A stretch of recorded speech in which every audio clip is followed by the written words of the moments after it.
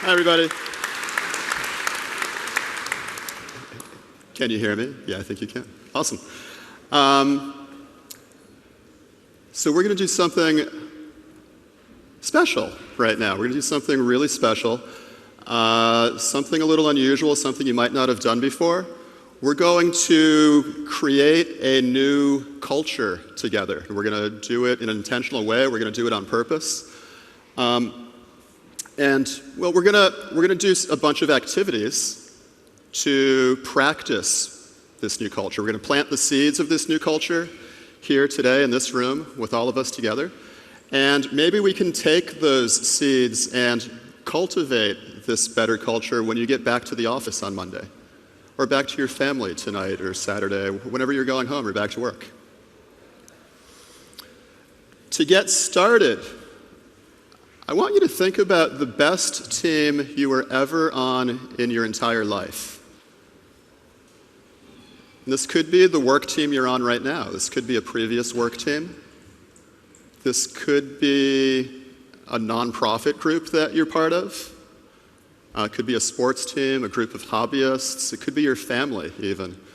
I'm going to give this definition of team. I'm going to say any group of 2 or more people who share a common goal. So think of your best team ever, all right?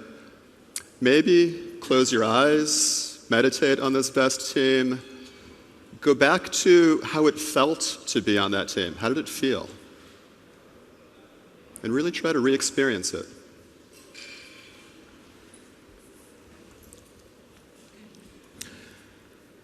And when you go back to that best team ever, if you can think of one word to describe that experience, what one word would describe it?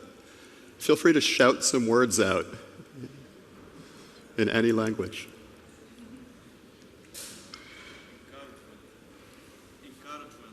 Encouragement. Trust. I can't hear that far away, oh no. Fortunately, I'm prepared for this. Oh, and this is a tweetable moment. Not the part where I can't hear you, but the part where if you want to tweet about your favorite team ever, your best team ever, you could do that right now. We did a workshop a couple days ago, and these were some of the words that people used to describe their best team ever. Right, so some of these words describe the work you're doing, like effective and achievement. Some of these words, actually most of these words, describe the feeling of being on that team. Right? So energizing, complimentary, safety, trust, respect, happiness, even fun. And I think most of them were talking about work teams. So, wouldn't it be cool if all your work teams could be like this? When I look back at my best work teams, work or not, I've experienced all of those sensations with my best work teams. And I usually, when I go back to thinking about how those work teams came to be, I think it was an accident. We just got lucky. And maybe the same thing happened to you. You accidentally were grouped with a set of people and you had an awesome team. You just got lucky. Something magical happened, and you ended up on this amazing team. And I definitely want that again. I want more of that. I want to be able to make that happen on purpose. And that's what this talk is about. We're going to practice some skills, some actual behavior patterns that you can bring to your team to kind of make this happen on purpose, to intentionally adjust the culture of your team or intentionally build a team in a new culture that has the right behaviors so that they are maybe the best team you've ever been on. And some of the foundation for this, fortunately Joseph and Yasmin were here, so you heard a lot of the foundation about this, psychological safety. I'm not going to repeat anything they said. They're way better at it than I am. So I'm not a psychologist, I'm a practitioner. And I rely on the work of people like these guys. And I try to just put it into practice. So here's the story, very, very briefly. A lot of people heard about this. this was really cool because this got people thinking about psychological safety, right? So in the literature, in the psychology literature, in the business literature from the last 20 years or more, people have identified like 200, 250 different attributes that they think or they claim correlate to high-performing teams. And Google wanted to figure out what really correlated to high-performing teams there. So they got about 200 teams to volunteer to take part in a study, and they measured all of these different attributes that might correlate to high performance, and they measured performance of the teams, and they found that at Google, psychological safety was the thing that correlated to high performance more than anything else. There were some other things that correlated to high performance, but psychological safety was the thing that correlated more than anything else. So that's really cool, and that gets people thinking about psychological safety as something important. People in IT and people outside of IT. I shared this story with my dentist. I live in Boston. I live in this part of Boston that has the highest population density of dentists. So there's like dentists all over the place. I went to a new dentist. I told her what I was doing for work, and she's like, "Oh, that's really cool." And she pulls out her dentist magazine, and there's a story about team safety in her dentist magazine. So everybody's thinking about this. I made a new friend in Boston, Stephen Wolf. He was the co-author of this article that was published in Harvard Business Review, is it 15, 16, 17 years ago now? So Vanessa and Stephen did a bunch of research with something that they were calling group emotional intelligence or team emotional intelligence. Stephen hadn't heard about the Google study about psychological safety, so I told him the story. And the way a professor would, he sort of strokes his chin and he goes, "Yeah, that's true, they're right." And in the research that we've done, we add on to that. So psychological safety in their research is a subset of what they call overall team emotional intelligence. Team emotional intelligence includes psychological safety, it includes social capital, it includes efficient conflict resolution, it includes the ability to address teammates when they're not living up to expectations, and more. And in their research, they've studied a couple hundred teams in different companies. So in some ways it's better than Google's research because it's broader, more companies involved. In their research, team emotional intelligence, as they call it, correlates to high performance. They think team emotional intelligence, it includes psychological safety, it sort of correlates to or causes high social capital. And because of all that, your leaders kind of support you, and when your leaders support you, well, it's kind of obvious you end up with a really high performing team. So that's their story. And then I shared with Steve this stuff called the core protocols. This is the work of Jim McCarthy and Michelle McCarthy, the core protocols. They're behavior patterns of high-performing teams. So Jim and Michelle McCarthy, they are not academics. They haven't done any scientifically valid research, and actually they don't care. They're people who had this kind of experience where they were on an amazing team. They were on the team that built Visual C++ at Microsoft back in the 1990s. It was such an amazing product that it put other companies out of business. And it was an awesome team. They wanted to know if they could do that again on purpose instead of they got lucky. So they left Microsoft. They opened up what they call a lab. And in their lab, what they would do is invite a team or invite a group of people to form a team spontaneously into their lab. They would give them an assignment in 5 days to get it done. And at first, they would just watch. So it was just observational. And as they watched teams go through this experience, they noticed the teams that were successful, and they noticed the behavior patterns of the successful teams. Back in the 90s, design patterns and pattern languages and software were sort of a thing, and they started to document these patterns as these behaviors in a pattern language. They called them protocols because protocols are how people interact with each other, or how compute agents interact with each other. So people interacting with each other, and what are the behavior patterns for people interacting with each other on high-performing teams? They documented them, they're like, that's interesting, and they started teaching them to people on the first day of the 5-day lab. And they noticed that whenever they taught them to people, the teams were successful. So they started doing it in industry with companies. They noticed if they taught people these behavior patterns, these teams tended to be more successful than other teams. So that's kind of the story of the core protocols. Here's another version of the story. And this is sort of hypothetical. This really is a hypothesis. I'm collaborating with Stephen Wolf now. We're starting to do some actually good research on this. He knows how to do research. I don't. I know how to teach and coach people. He's not as good at that as I am. So we've combined our mutual skills to do some actual research. Our hypothesis is that, well, if you want a high-performing team, which most people do, we know from Google and from lots of other sources that psychological safety will get you that. From Stephen and Vanessa's work, psychological safety is a subset of team emotional intelligence. And if you want team emotional intelligence, core protocols are one way to cause it to happen, to sort of induce high team emotional intelligence. So the hypothesis that we have is if you teach people core protocols as a set of behavior patterns to use when they're together on a team, it will induce high team EI, which will induce high performance. So that's the story, and enough of that.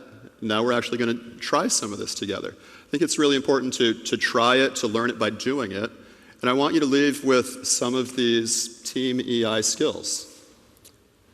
So here we go. There are 11 core protocols, 11 of these behavior patterns. I orient them in a protocol stack because I'm a software developer and I like protocol stacks, and it seems to make sense this way. The first layer, the bottom layer on the protocol stack, I call positive bias. And what I mean when we say positive bias is just this sense that we're not negative with each other. It's a sort of a double negative. We don't negate each other when we're together. So if somebody offers an idea, we don't immediately say, no, can't do that, tried that, doesn't work. And maybe even while we're here together in this room, we'll use these 3 ideas.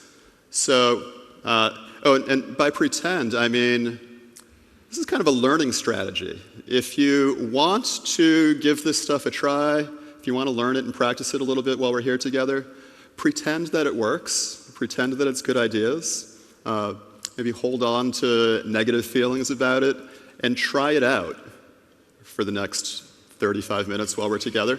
Try it out, and if we can do that, well, we'll actually learn some of this together. Can we all do this together, some positive bias in the room for the next 40 minutes? Would that be okay? Cool. And if it's not okay, this is your chance to sneak out. These lights are really bright. I can't see most of you, so if you sneak out, I won't know. And if you're not sneaking out and you're not feeling good about this, just hold it to yourself so other people can have a good learning experience. So we're going to get started with this activity. And here's how it's going to go. Everybody get a partner. We're going to do this activity in groups of 2.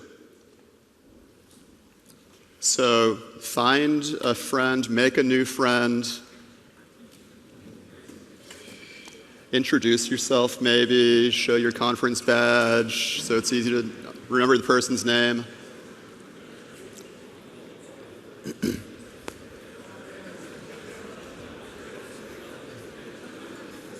I'm going to do this every once in a while. Some people know what this means.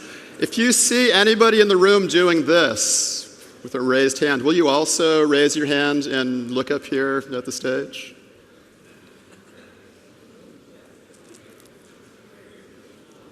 This is a little test. I'm doing it right now.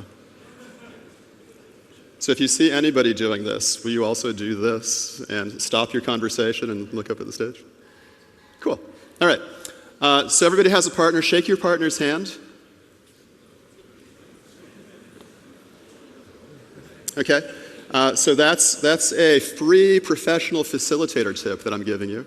If you want people to work in groups of 2, ask them to shake hands, and that's proof that they're in groups of 2. It works every time. Here's the activity. With your partner, make a plan for lunch tomorrow. We'll have 60 seconds to make a plan for each other, with each other for lunch tomorrow. And this is very concrete, like really set it up. Here's the catch. Every time your partner offers you an idea, you respond starting with the words yes, but. Okay? So it'll go something like this. Your partner will say, hey, let's get lunch tomorrow. And you'll say something like, yes, but there's this really good session I want to attend at the conference. And then your partner will have to say, yes, but, and come up with something else. Okay?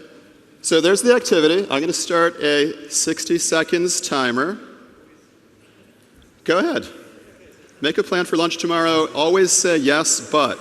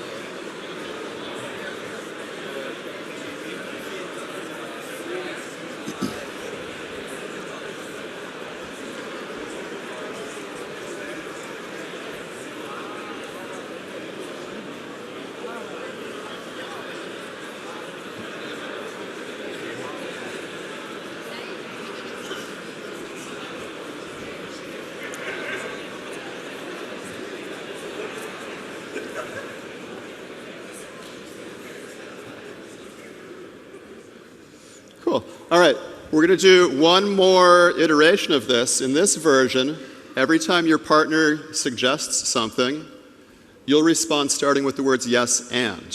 So it's a little different from before. You still get 60 seconds to try to make a plan for lunch tomorrow with your partner, and you always respond yes and. 60 seconds starts now. Go ahead.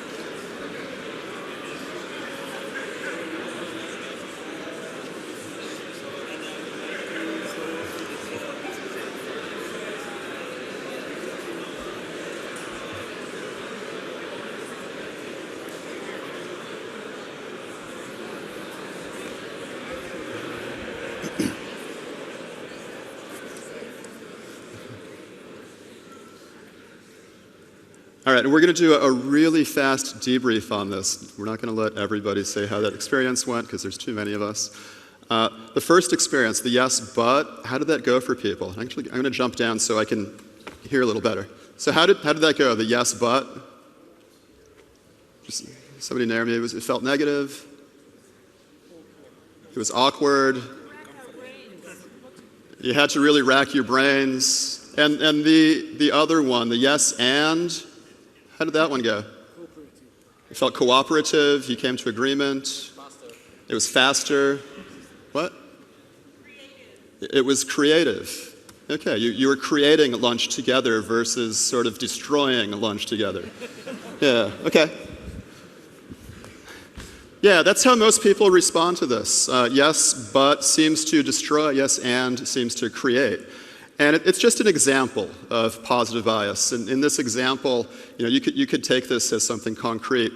When somebody offers an idea, try yes anding the idea instead of butting the idea.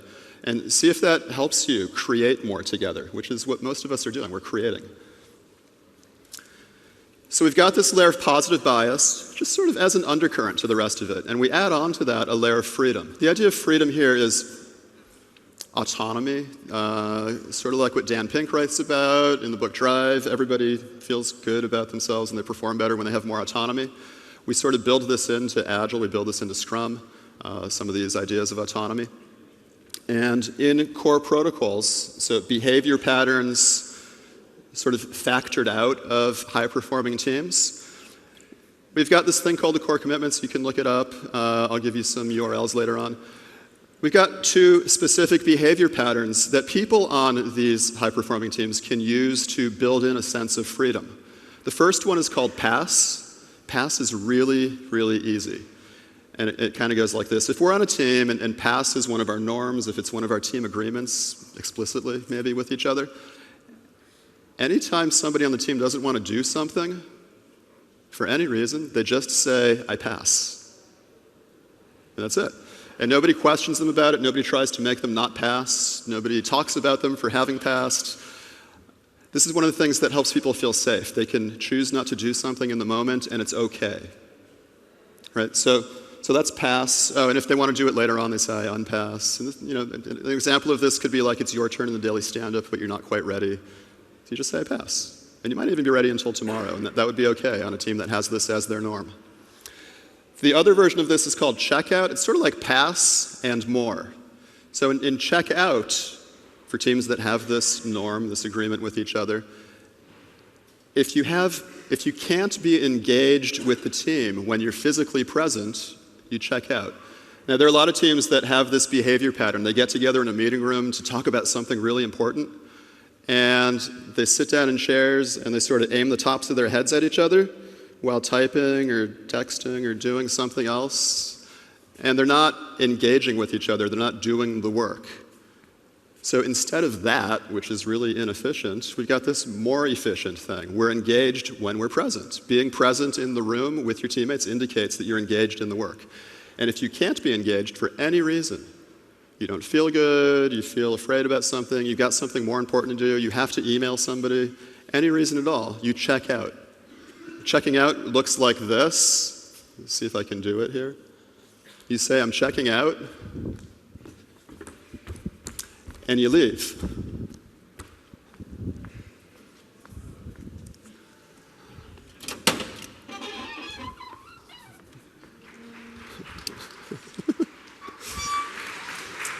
Thank you very much.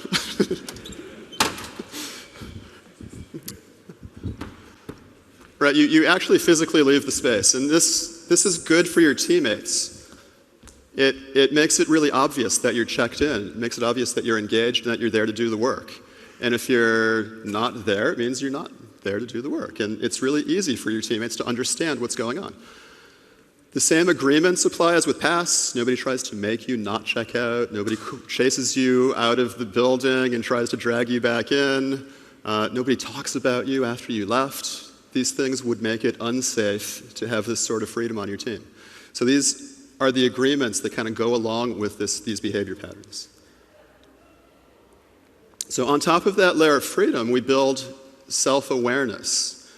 And what we mean here is self-aware individuals. So, teams are made of people, and awesome teams are made up of awesome people, I suppose.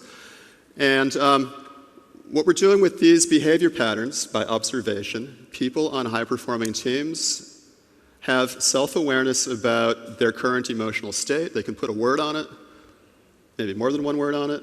They know what they don't know. They know what they want help with. And they know what really drives them. They know what motivates them. And we have specific behavior patterns for that. This isn't hypothetical ideas. This is specific ways that people on these teams behave. So here's another activity. This is a self activity, a quiet thinking to yourself activity. If you brought a notebook, you could write down the answer. Finish the sentence, fill in the blank. Check into your current emotional state and finish the sentence. How do you feel right now?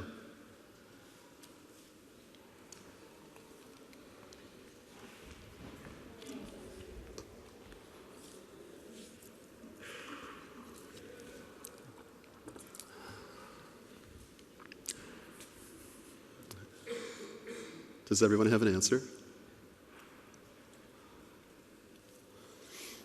Okay. And if you don't, even if you do, we're going to make it a little easier. So now it's multiple choice. Just pick one of these. How do you feel right now?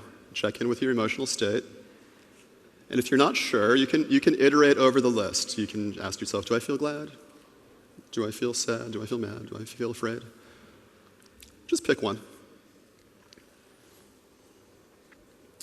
And optionally or additionally, describe to yourself why you're in that emotional state right now. Why do you feel that way?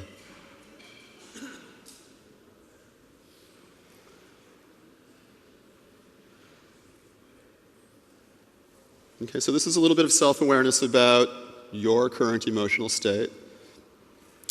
And to turn this into the team behavior pattern, we're going to add on some stuff here, sort of turn it into a protocol, turn it into an algorithm. And we're going to do this together right now in groups of 3. So quickly self-organize into groups of 3. 3. Go, groups of 3. This will be awesome in groups of 3, I promise.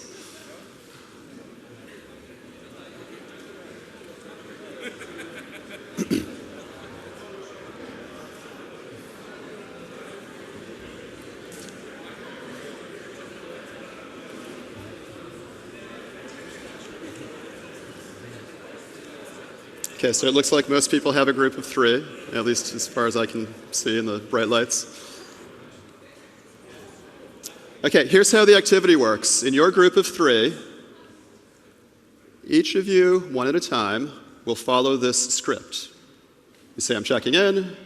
You say, I feel blank. You fill in the blank with one of those 4 emotion words. You optionally add more information to explain why you feel that way. You could even do that more than once. You could add more emotion words. When you're done, you say, I'm in. And the other 2 people in your group say, welcome. So that's the script to follow. It's a pretty easy script to follow. What I want you to do is try it out in your group of 3. Each one of you check in with your current emotional state, and after you do it, when you say, I'm in, the other 2 say, welcome. All right? Let's give it a try. Go ahead.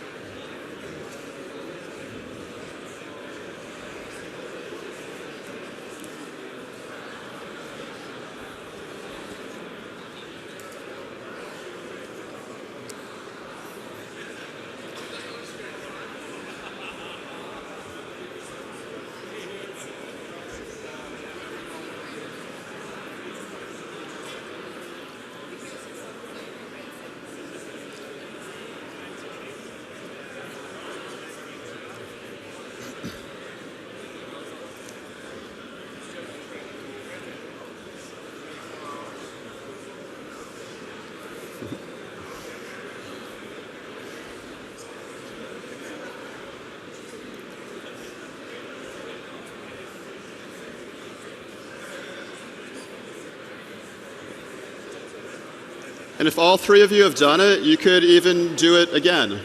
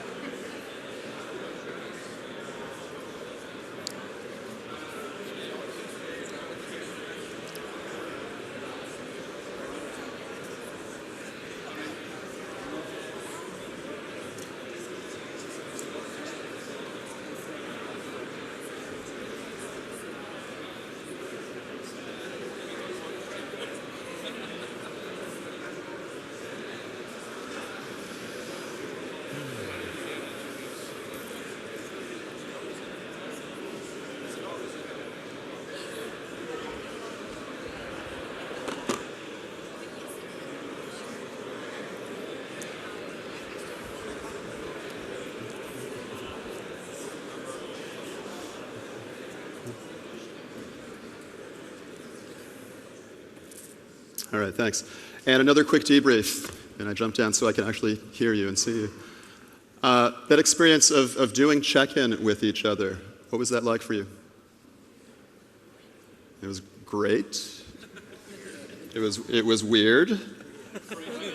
It was what? Frightening. It was frightening. Maybe you checked in scared. Yeah. It's a good start. All right. Yeah, so different people have different reactions to it the first time they do it. You could think of this as a very short procedure you could run with your team, a very short script you could do together. The more you do it, the more natural it starts to feel. And this is something that high-performing teams do from the McCarthy's research. This is something that teams with high team EI do together. They know their current emotional state as individuals, and they share them with each other, and they don't judge each other for them. They just acknowledge it and say, yeah, that's cool. You have emotions, and turns out so do I. And, oh, you're sad. Sometimes I feel sad too. That's okay. And then we can just get on with the work. Next activity, this is another sort of silent thinking, maybe writing in your notebook activity. Finish the sentence. And as you finish this sentence, think really big. Think about the most important thing to you right now. Think about the most important thing in the world to you right now. What is the most important thing in the universe that you don't have that you really want?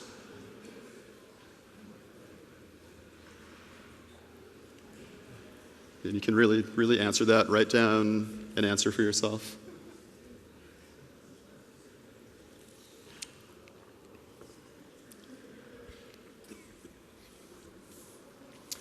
And then, if you actually did this, and I hope you did, why don't you have that? If that's really the most important thing in the universe for you, all right, why is it a want? Why isn't it a have?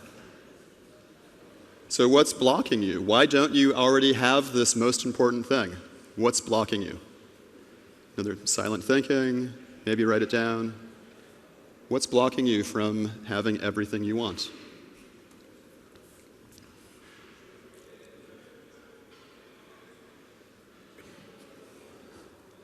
And then we'll answer this question again. We'll answer it a little differently. We'll think about it a little differently. You've got this thing that's blocking you from the most important thing in the world for you. What else? How could you finish this sentence so that it would destroy whatever's blocking you and you would get everything you want? This will be multiple choice. Here are the choices: self-awareness, integrity, passion, peace, presence, self-care, fun, wisdom, or health. Multiple choice. Now, finish the sentence. I want blank. Pick one of these. And make believe that if you could channel all of whatever virtue you pick, it would eliminate whatever's blocking you and you'd get everything you want.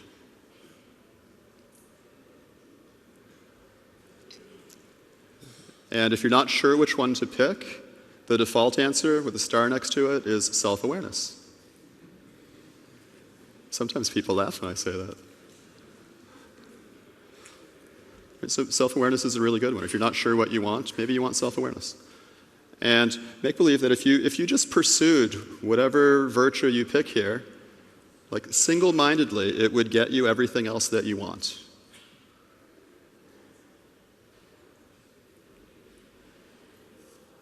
And we're going to call that your personal alignment. This is one of those behavior patterns factored out of the successful teams. Just hold on to that sentence. If somebody asks you, what's your personal alignment? You'll answer with a sentence like, I want integrity, or I want self-care, or I want fun. There might be a quiz later, so hold on to your answer. Okay, so that's personal alignment.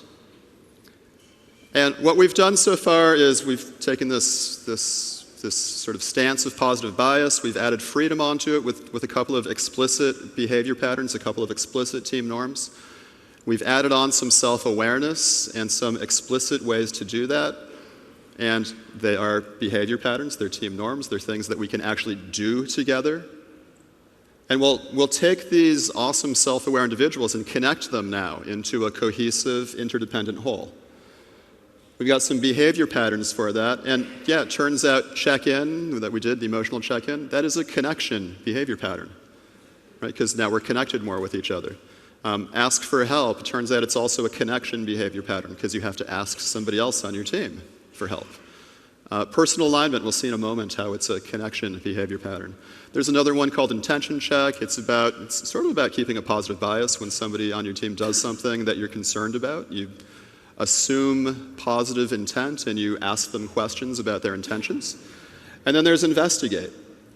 Investigate is really like the best way to really connect on a deep level with each other. And we're going to do another activity. The activity, for the next activity, sort of take this stance. Take a stance of curiosity and ask questions like, will you tell me more about blank? So what we're going to try to do is learn about those two people that you just met or that you already knew. And here's the activity. In that same group of 3 that you checked in with, try investigating each other to learn a little bit more about one person's personal alignment. It is, be curious, ask open questions, avoid closed questions, avoid yes-no questions, or questions that have like a number as an answer. Those aren't very interesting. If somebody says they want something like fun, don't tell them how to do it. So don't push answers onto your new friend. Just ask more. Like when you say fun, well, what do you mean? And what would that look like if you did it? What would be an example? And what could you do tomorrow to have more fun? A really good opening question. Well, questions that start with the word what in general are good questions. Avoid questions that start with the word why. They kind of make people defensive. They can make people defensive. Try these opening questions. What's your personal alignment? Because we're going to try to learn about somebody's personal alignment. That's a good question to ask. And this is the quiz I mentioned, so you need to remember your personal alignment. Or what do you want? What's the most important thing in the universe that you want, that you could align yourself around? And dig deeper. Okay, so in your group of 3 that you checked in with, try this. One of you volunteered to be investigated, and the other 2 ask questions to learn more about that person and about each other. Okay, so that's the activity. Go ahead.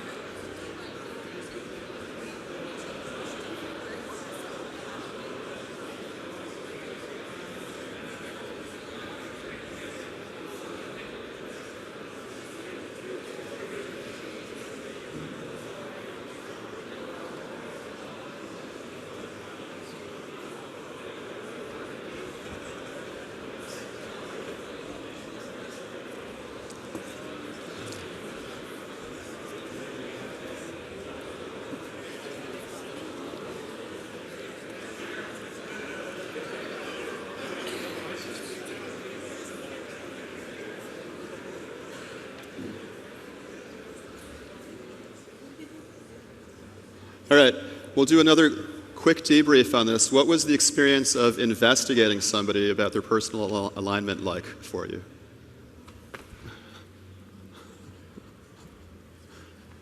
It's kind of one way. was interesting. It was kind of one way. It was hard. Personal. It was personal. It formed connection. Sincere. What? Sincere. Like true. True feeling. It was sincere. There was sincerity. It felt true. Yeah. So, including it felt weird or uncomfortable, it felt sincere and true. It felt like we were connecting.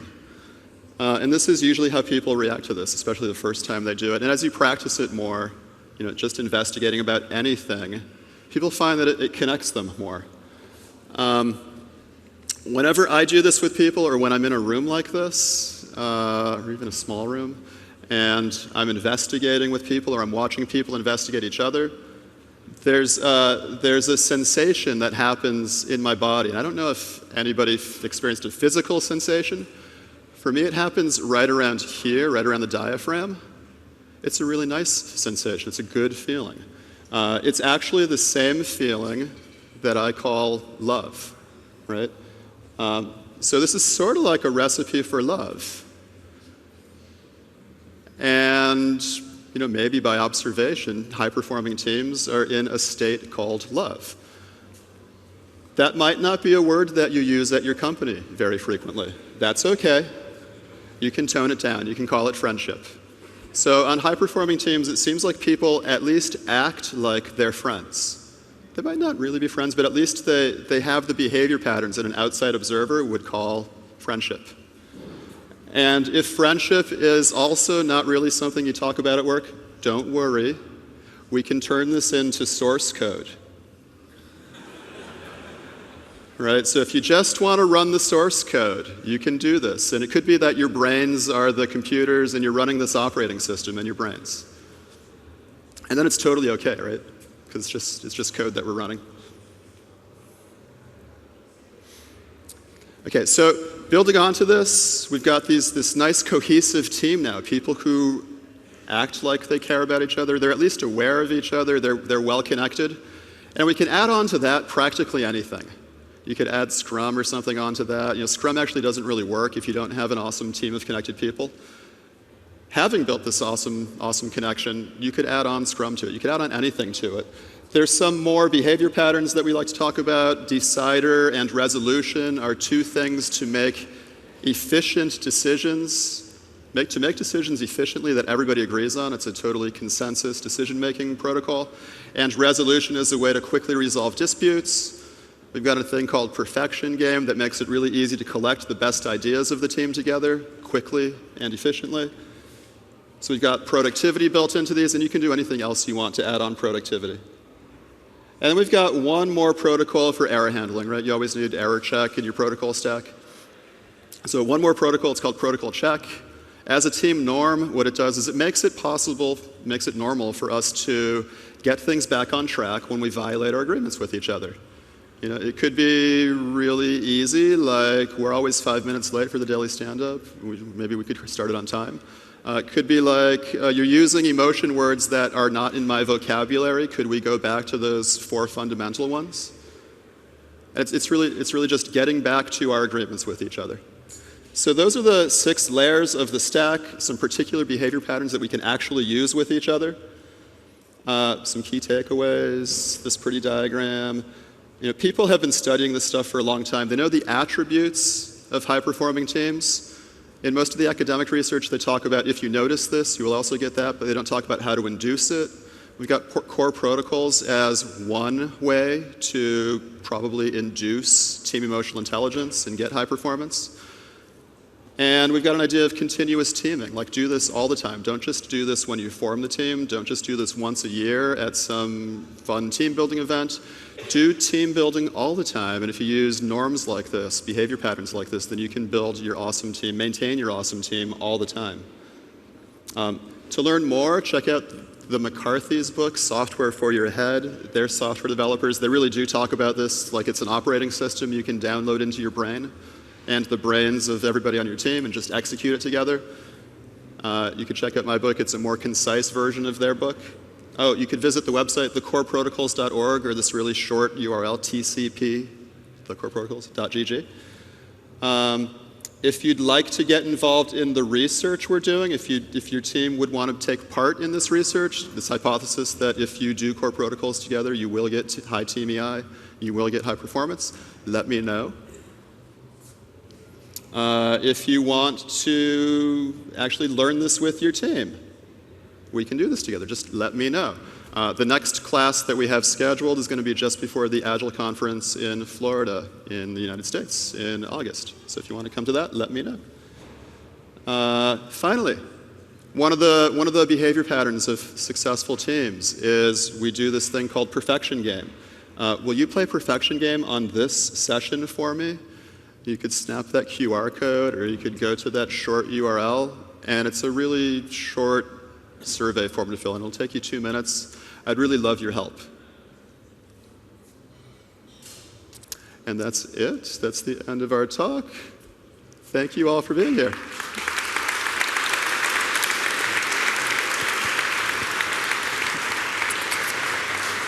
Thank you, guys. Warm hand of applause. And we do not have time for questions, but let's do one.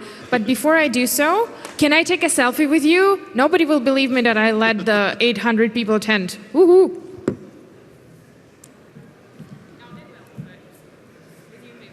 Yeah. Everybody smile. Cheese. Woohoo! Amazing. Thank you, guys. So, okay, one question to you. Richard, have you also been applying this protocol to distributed teams? And how was that different from teams in a single location? Yeah, so we do this with distributed teams. One thing that we do is anytime we start a new meeting, we check in with each other. And this is something you can do whether you're face-to-face in the same room or whether you're in different places. I like doing distributed team meetings with video because body language, facial expressions are good. They add information to whatever you're doing. And we always start our meetings doing a check-in. So we always understand each other's and ourselves, our current emotional states. And when we do that, it just makes the rest of the work easy. Amazing. Thank you, Richard. Please give warm hand to our last speaker. Thank you.